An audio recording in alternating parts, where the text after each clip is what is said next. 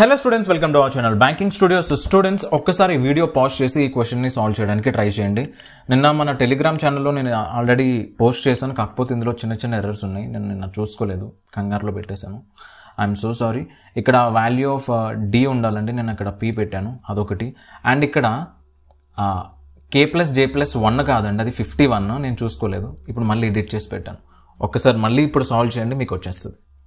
ఓకేనా? Z value రాలేదన్నారు కదా, I'm so sorry, నేను చేసిన మిస్టేక్ అది. ఓకేనా? ఒక్కసారి వీడియో పాజ్ చేసి మిగతా వాళ్ళు కొత్త వాళ్ళు ఎవరైనా ఉంటే ఒక్కసారి వీడియో పాజ్ చేయండి. ట్రై చేశారా? మనకి ఇక్కడ ఏమిచ్చారండి క్వశ్చన్లో?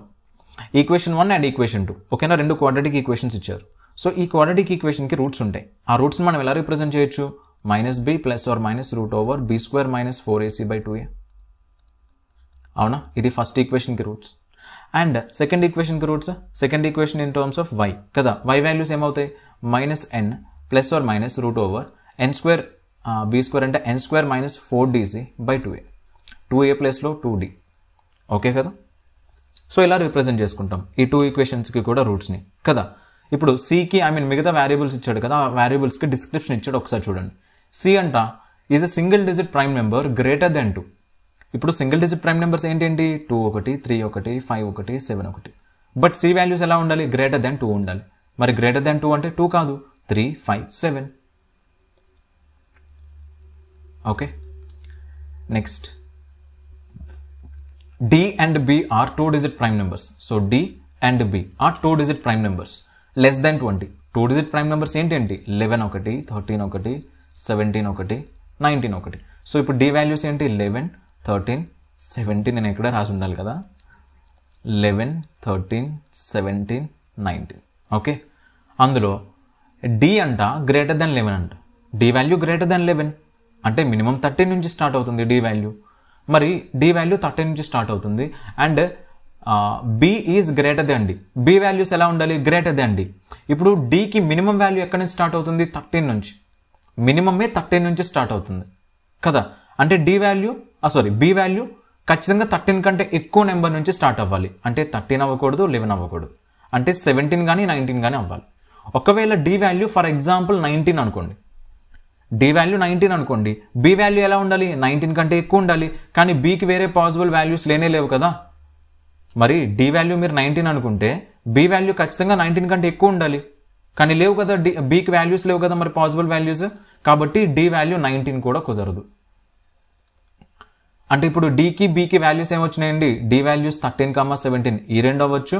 అప్పుడు బి వాల్యూస్ వచ్చేసరికి 17, 19 ఈ రెండు వాల్యూస్ అవ్వచ్చు. ఒకవేళ డి వాల్యూ 13 అనుకోండి, అప్పుడు బి వాల్యూ 17 అవ్వచ్చు, 19 అవ్వచ్చు. అలా కాకుండా డి వాల్యూ ఒకవేళ 17 అనుకోండి, ఓన్లీ బి వాల్యూ 19 మాత్రమే అవుతుంది. ఎందుకంటే బి వాల్యూ ఖచ్చితంగా డి కంటే ఎక్కువ ఉండాలి కదా. ఓకేనా? ఇప్పుడు వాల్యూ ఆఫ్ ఎన్ చూడండి, కింద కొన్ని కండిషన్స్ ఇచ్చారు. Smaller roots of both the equations is same. తర్వాత నో రూట్స్ ఈజ్ ఇర్రేషనల్. అంటే ఇక్కడ మనకు 2 ఈక్వేషన్స్ ఇచ్చారు కదా, ఆ 2 ఈక్వేషన్స్కి రూట్స్ ఉన్నాయి ఇలాగా. సో అవి ఇర్రేషనల్ అవ్వకూడదు, అంటే రేషనల్ అయి ఉండాలి. ఇర్రేషనల్ ఎప్పుడవుతాయి? ఈ స్క్వేర్ రూట్ ఉంది కదా, ఆ స్క్వేర్ రూట్ అలానే ఉండిపోయింది అనుకోండి, వాల్యూ వేసిన తర్వాత కూడా స్క్వేర్ రూట్లో నెంబర్స్ ఉంటే అవి ఇర్రేషనల్ కదా. సో ఖచ్చితంగా లోపల డిస్క్రిమినెంట్ ఏదైతే ఉందో అది ఖచ్చితంగా పర్ఫెక్ట్ స్క్వేర్ అయి ఉండాలి. అక్కడ దాకా వెళ్దాం కాసేపు. ఇప్పుడు చూడండి, ఎన్ వాల్యూ ఎంత? b + 1. ఇక్కడ బి వాల్యూ ఒకవేళ 17 అనుకోండి, ఎన్ వాల్యూ అప్పుడు 18 అవుతుంది. లేదు, బి వాల్యూ 19 అనుకోండి, అప్పుడు ఎన్ వాల్యూ ఎంత అవుతుంది? 20 అవుతుంది. ఓకేనా? వాల్యూస్కి డిస్క్రిప్షన్ ఇచ్చాడు, మనం ఆ వేరియబుల్స్కి సంబంధించి పాసిబుల్ వాల్యూస్ వేసేసాం. ఇప్పుడు మనం ఏం చెక్ చేయాలంటే కండిషన్స్ చెక్ చేయాలి. స్మాలర్ రూట్స్ అంటున్నాడు, సో ఇంకా రూట్స్ దాకా మనం ఇంకా వెళ్ళలేదు కాబట్టి నో రూట్ ఈజ్ ఇర్రేషనల్, ఈ కండిషన్ చెక్ చేయాలి. రూట్స్ అనేవి రేషనల్ అయి ఉండాలంటే ఈ లోపల చూసారా, స్క్వేర్ రూట్ లోపల b² - 4ac ఉంది, దాన్ని మనం ఏమని పిలుచుకుంటాం? డిస్క్రిమినెంట్ అని పిలుచుకుంటాం.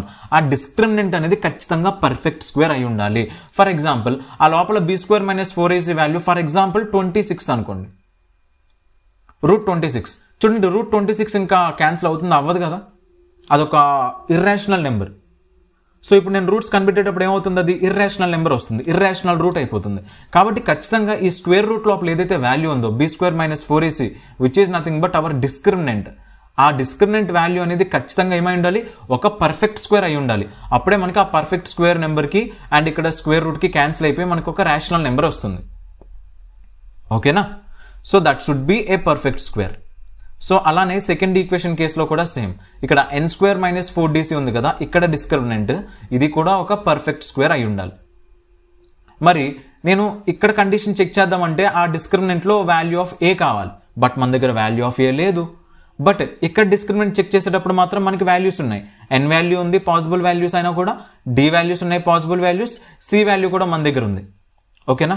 కండిషన్ మర్చిపోయినా నేను, c values 3c is greater then b. 3c is greater then b. ఒక్కసారి 3c వాల్యూస్ ఏమవుతాయో చెక్ చేయండి.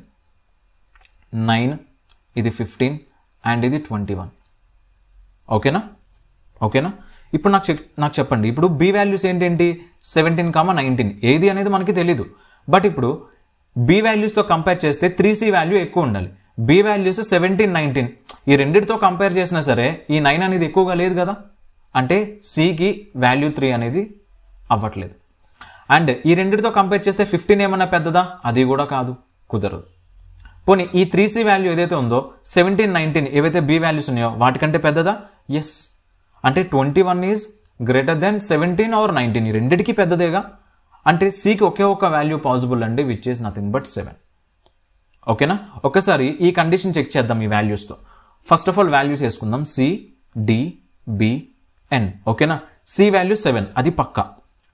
d వాల్యూ ఫర్ ఎగ్జాంపుల్ 13 అనుకోండి, d వాల్యూ 13 అనుకోండి, అప్పుడు b వాల్యూ 17 అవ్వచ్చు, లేదా d వాల్యూ 13 ఉన్నప్పుడు b వాల్యూ 19 కూడా అవ్వచ్చు కదా.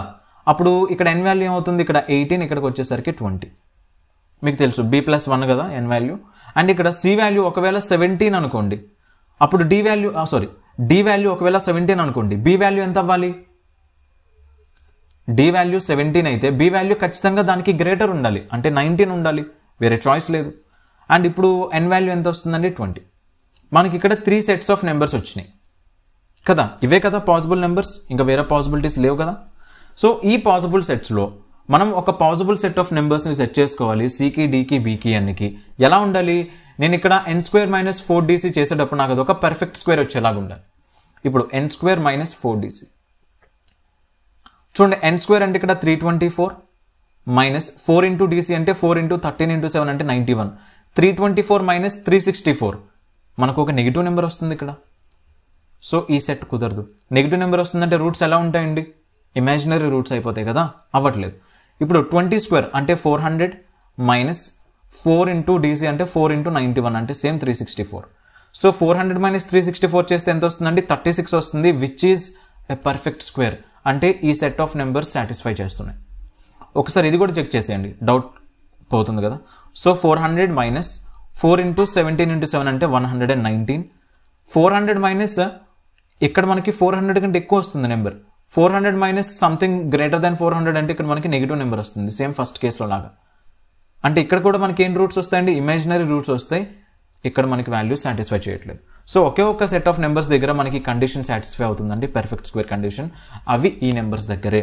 అంటే వాల్యూ ఆఫ్ c ఎంత? 7, వాల్యూ ఆఫ్ d ఎంత? 13, value of b 19 and n value వచ్చేసరికి 20 ఫిక్స్.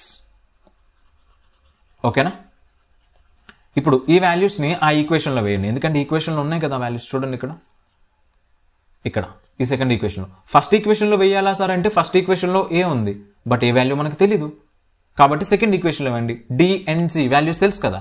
సో d అంటే 13y² plus 20y plus c అంటే 7 దట్ ఈక్వల్స్ టు 0. మనకి ఇక్కడ ఒక కండిషన్ ఇచ్చాడు, smallest root of both the equations is same. ఇప్పుడు ఈ రెండు ఈక్వేషన్స్కి కూడా స్మాలెస్ట్ రూట్ ఏదైతే ఉందో అది సేమ్ అంట. అంటే ఇక్కడ ఏదైతే ఒక స్మాలెస్ట్ రూట్ వస్తుందో అదే రూట్ ఇక్కడ కూడా ఉంటుందని. ఇప్పుడు ఏం చేయొచ్చు? 13 7 ఎంత వస్తుందండి? 91. సో 91 కుంటే ఒక 2 ఫ్యాక్టర్స్ని, సెకండ్ సింబల్ ఏంటి ప్లస్, యాడ్ చేస్తే మనకి 20 రావాలి. సో అట్లాంటి నెంబర్స్ ఏంటి? 13 1 7 1. సార్ ఇవే సార్ రూట్స్, ప్లస్ ప్లస్ కాబట్టి -13 సార్, ఇక్కడ -7 సార్, ఇవే సార్ రూట్స్ అనుకుంటే పొరపాటే. చాలామంది ఏం చేస్తారంటే క్వాడ్రాటిక్ ఇన్ఈక్వాలిటీస్కి అలవాటు పడిపోయారు బాగా. ప్రిలిమ్స్లో చేస్తాం కదా, సో అక్కడ చేసేటప్పుడు జస్ట్ ఈ నెంబర్స్ మాత్రమే చాలు, కంపేర్ చేసుకుంటే చాలు. అవి అంటే ఎలానో కోఎఫిషియెంట్స్ తీసుకెళ్ళి మల్టిప్లై చేసుకుంటాం కాబట్టి అదర్ ఈక్వేషన్కి వచ్చిన రూట్స్కి. బట్ ఇక్కడ అలా కాదు, రూట్ కావాలి మనకి. రూట్ కావాలంటే ఖచ్చితంగా ఈ కోఎఫిషియంట్తో డివైడ్ చేయాలి. మీరు మర్చిపోతారు, అది చాలామంది మెయిన్స్లో చాలా ఇబ్బంది అయిపోతారు. అది మీకు అలవాటు అయిపోయి వెళ్ళిపోతే చాలా ఇబ్బంది పడతారు. ఓకేనా? సో 13/13 అంటే ఇక్కడ -1 వస్తుంది ఒక రూట్, అండ్ -7/13 వస్తుంది ఒక రూట్. అంటే ఈ ఈక్వేషన్కి, అంటే సెకండ్ ఈక్వేషన్కి నాకు వచ్చిన రూట్స్ ఏంటంటే -1, -7/13. ఈ రెండిట్లో స్మాలర్ రూట్ ఎవరు? -1. సో ఈ స్మాలర్ రూట్ ఏదైతే ఉందో -1, అది ఈ ఈక్వేషన్కి కూడా రూట్ అంట. స్మాలర్ రూట్ బిగ్గర్ రూట్ పక్కన పెట్టండి. అది ఈ -1 అనేది ఈ ఈక్వేషన్కి రూట్ అంటే -1ని ఆ ఈక్వేషన్లో వేసినప్పుడు 0 అవ్వాలి. అంతేనా కాదు? 0 అవ్వాలి. సో ఇప్పుడు చూడండి, a into -1 whole square plus b into -1. b value మనకు తెలుసు కదా, 19 ప్లస్ c వాల్యూ ఎంత వస్తుంది? 7. That equals to 0. ఇప్పుడు ఏ వాల్యూ ఎంత వస్తుందండి? a -19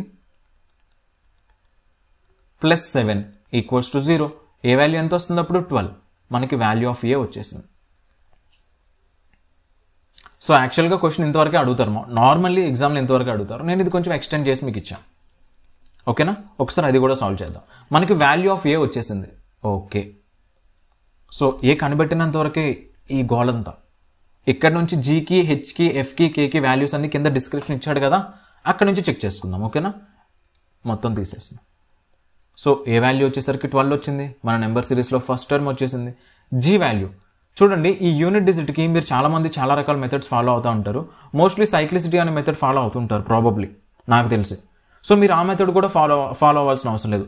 నెంబర్ ఇట్లా చూడంగానే ఆన్సర్ పెట్టేలాగా నేను ఒక టెక్నిక్ ఈరోజు అప్లోడ్ చేస్తాను ప్రాబబ్లీ. ఓకేనా? మన ఛానల్లోనే వెయిట్ చేయండి. ఓకేనా? చూడంగానే ఆన్సర్ పెట్టేలాగా, ఎక్కువ స్టెప్స్ లేకుండా, సైక్లిసిటీ లాంటివి గుర్తుపెట్టుకోలేకుండా ఏం అవసరం లేదు. సింపుల్గా జస్ట్ ఒక 2 స్టెప్స్లో అయిపోతుంది. ఫస్ట్ స్టెప్ నెంబర్ చూడటం, సెకండ్ స్టెప్స్ ఆన్సర్ పెట్టడం, అంతే. ఓకేనా? క్లియరా? మన ఛానల్లో అప్లోడ్ చేస్తాను, ఫుల్గా డీటెయిల్గా పెడతాను. కాకపోతే ఇక్కడ మాత్రం జీ వాల్యూ ఎంత వస్తుందంటే 6 వస్తుందండి కాసేపటికి. ఓకేనా? అది నేను క్లియర్గా డీటెయిల్డ్గా మొత్తం, యూనిట్ డిజిట్ ఏ నెంబర్స్కి ఎలా కనిపెట్టాలి మొత్తం అంతా పెడతాను, అప్లోడ్ చేస్తాను. బట్ ఇక్కడ మాత్రం కొంచెం ఫాస్ట్ కావాలి కాబట్టి ఇక్కడ యూనిట్ డిజిట్ ఏమవుతుందంటే 6. ఓకేనా? ఇక్కడ నేను ఎక్స్ప్లెయిన్ చేయట్లేదు పూర్తిగా. సో జీ వాల్యూ ఎంత వస్తుందండి? 6 ప్లస్ హెచ్ వాల్యూ ఎంత అవుతుందండి? హెచ్ వాల్యూ కనిపెట్టాలంటే వాల్యూ ఆఫ్ టీ కనిపెట్టాలి ఈ ఈక్వేషన్ నుంచి. సో టీ వాల్యూ ఎంత వస్తుందో చూడండి, 2t plus 3 into 361 divided by 19 plus 74 equals to 173. అవునా? సో 19కి ఇది 19 టైమ్స్ 19 3 ఎంత వస్తుందండి? 57. 57 ప్లస్ 74 అంటే ఎంత వస్తుందండి? 131. ఈ 131ని అవతల తీసుకెళ్ళిపోతే మీకు ఎంత వస్తుందండి? 42. సో 2t వాల్యూ మనకి 42కి ఈక్వల్ అయితే 1t వాల్యూ మనకి ఎంతకి ఈక్వల్ అవుతుందండి? 21కి ఈక్వల్ అవుతుంది. అంటే హెచ్ వాల్యూనే టీ వాల్యూ కాబట్టి H is nothing but 21. So ఇప్పుడు నెక్స్ట్ టైం ఏమవుతుంది? 6 plus 21 which is nothing but 27. ఖతం. ఎఫ్ వాల్యూ ఎంత వస్తుందండి? ఎఫ్ వాల్యూ, ఎఫ్ అంటే ఏంటండి? 3 టైమ్స్. ఓకే, 3 టైమ్స్ అంట. దేనికి? Third least 2 digit prime number. మరి 2 డిజిట్ ప్రైమ్ నెంబర్స్ అంటే 11 ఒకటి, 13 ఒకటి, 17 ఒకటి, 19 ఒకటి, 23 ఒకటి, తర్వాత 29 ఒకటి, సో అలా వెళ్ళిపోతూ ఉంటుంది. బట్ అన్నీ మనకొద్దు, అందులో థర్డ్ లీస్ట్ కావాలి. ఇది ఫస్ట్ లీస్ట్, ఇది సెకండ్ లీస్ట్, ఇది థర్డ్ లీస్ట్. 17 3s ఎంత వస్తుందండి? 51. మన థర్డ్ టర్మ్ వచ్చేసింది 51. ఓకే, 51. అండ్ నెక్స్ట్ కే. కే అంటే ఏంటండి? Largest negative integer. Negative integer అంటే చాలామంది ఇంకా ఏవో ఆలోచిస్తూ ఉంటారు. లార్జెస్ట్ నెగటివ్ ఇంటీజర్ అని అడిగాడు. చూడండి కేర్ఫుల్గా. ఇది 0, ఇది 1, ఇది 1, ఇది 2, ఇది 3, ఇది 4, అండ్ ఇక్కడ -4, -3, -2, -1. ఇది నెంబర్ లైన్ కదా. నెంబర్ లైన్లో మనం లెఫ్ట్ నుంచి రైట్కి వెళ్ళే కొద్దీ నెంబర్స్ ఇంక్రీజింగ్ ఆర్డర్లో ఉంటాయి. చూడండి, ఇక్కడ 0 కంటే 1 పెద్దది, 0 కంటే 2 కూడా పెద్దది, 1 కంటే 3 కూడా పెద్దది, 1 కంటే 4 కూడా పెద్దది.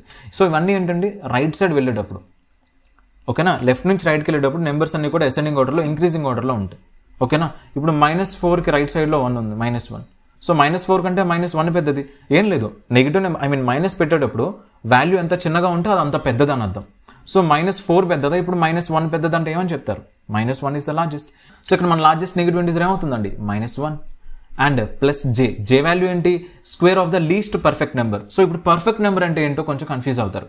సో పర్ఫెక్ట్ నెంబర్ అంటే ఏంటంటే, ఒక నెంబర్కి ఉండే ఫ్యాక్టర్స్కి other than the number itself మిగతా ఫ్యాక్టర్స్ని యాడ్ చేస్తే అదే నెంబర్ రావాలి. సార్ అర్థం కావట్లా. ఇప్పుడు 15 ఉంది, ఏదో ర్యాండమ్ నెంబర్ తీసుకున్నా, 15 ఉంది. దీనికి ఫ్యాక్టర్స్ ఏంటి? 1, 3, 5, ఇంకే నెంబర్స్ లేవుగా, 15 ఇంకా డైరెక్ట్గా. సో ఈ 15కి ఉండే ఫ్యాక్టర్స్లో ఆ 15 అంటే ద నెంబర్ ఇట్ సెల్ఫ్ ఏదైతే ఉందో అది వదిలేసి apart from the same number అది వదిలేసి మిగతా ఫ్యాక్టర్స్ ఉన్నాయి కదా, ఆ మిగతా ఫ్యాక్టర్స్ని యాడ్ చేస్తే నాకు 15 రావాలి. ఇక్కడ రావట్లేదు అంటే ఇది పర్ఫెక్ట్ నెంబర్ కాదు. సో అలా మనకి కొన్ని పర్ఫెక్ట్ నెంబర్స్ ఉన్నాయి. ఒక్కసారి స్క్రీన్ మీద చూడండి పర్ఫెక్ట్ నెంబర్స్ ఏంటో. చూసారా? అందులో 6 లీస్ట్ పర్ఫెక్ట్, అవునా కాదా? ఎందుకు 6 ఉంది చూడండి. పర్ఫెక్ట్ నెంబర్ అంటే that should be A positive integer, గుర్తుపెట్టుకోండి. ఓకేనా? నెంబర్ థియరీలో పర్ఫెక్ట్ నెంబర్ అంటే ఏంటంటే that positive number which apart from the same number the other factors when added should give the same number. ఓకేనా? అందులో 6కి ఫ్యాక్టర్స్ ఏంటి? 1 1 2 1 3 1 6 1, అవునా కాదా? అందులో 6ని వదిలేయండి, ఆ నెంబర్ని వదిలేసి ఈ మిగతా ఫ్యాక్టర్స్ని యాడ్ చేస్తే మీకు 6 వస్తుందా లేదా? వస్తుంది కదా. కాబట్టి 6 అనేది పర్ఫెక్ట్ నెంబర్, అది కూడా లీస్ట్ పర్ఫెక్ట్ నెంబర్. ఓకేనా? సో ఇక్కడ 6కి స్క్వేర్ అనమాట. మనకేమంటున్నాడు? Square of the least perfect number. Least perfect number ఏంటి? 6, దానికి స్క్వేర్ అంటే జే వాల్యూ ఎంత వస్తుందండి? 36 వస్తుంది ప్లస్ 51. అంటే 36 ప్లస్ 50 ఎంత వస్తుందండి? 86 వస్తుంది. కామా ఇక్కడ జెడ్. మనకి ఇప్పుడు ఈ మిస్సింగ్ నెంబర్ జెడ్ కావాలి, అంతేగా? ఇప్పుడు 12కి 27కి నెంబర్స్ చూస్తే దగ్గరగా ఉన్నాయి. 12కి 27కి డిఫరెన్స్ ఎంత వస్తుందండి? 15. అండ్ 27కి 51కి డిఫరెన్స్ ఎంత వస్తుందండి? 4, ఇక్కడ 2, 24 అండ్ 1 ఇక్కడ 35. ఈ నెంబర్స్ని చూస్తుంటే మీకు ఏమైనా ఐడియా వస్తుందా? వచ్చే ఉండాలి. This is nothing but 4 square minus 1, this is nothing but 5 square minus 1, this is 6 square minus 1. అంటే ఆ నెక్స్ట్ ఈ డిఫరెన్స్ ఎంత ఉండాలండి? 7 స్క్వేర్ మైనస్ 1 48 ఉండాలి, అంతే కదా? 4 5 6 తర్వాత 7 స్క్వేర్ మైనస్ 1 48 ఉండాలి. సో 86 ప్లస్ 48 ఈ రెండింటిని యాడ్ చేస్తే 134. ఆన్సర్ ఖతం. ఓకేనా? నేను మీరు గుర్తుపెట్టుకోండి, ఇక్కడ ఇది ఉంది కదా యూనిట్ డిజిట్ కనిపెట్టడం, దానికోసం సెపరేట్గా డీటెయిల్డ్ వీడియో పెడతాను. ఓకేనా? ఇక్కడ చెప్పలేదు అని మాత్రం ఏమనుకోవద్దు, డీటెయిల్డ్ వీడియో పెడతాను, అందుకనే ఇక్కడ నేను చెప్పలేదు. ఓకేనా? ఆల్రెడీ నేను రెడీ చేసుకున్నాను, ఇగోండి మీకోసం ఇది రెడీ అవుతుంది. ఓకేనా? చలో ఇక్కడితో ఈ సెషన్ క్లోజ్ చేద్దాం. Will see you in the next session and until then Tata.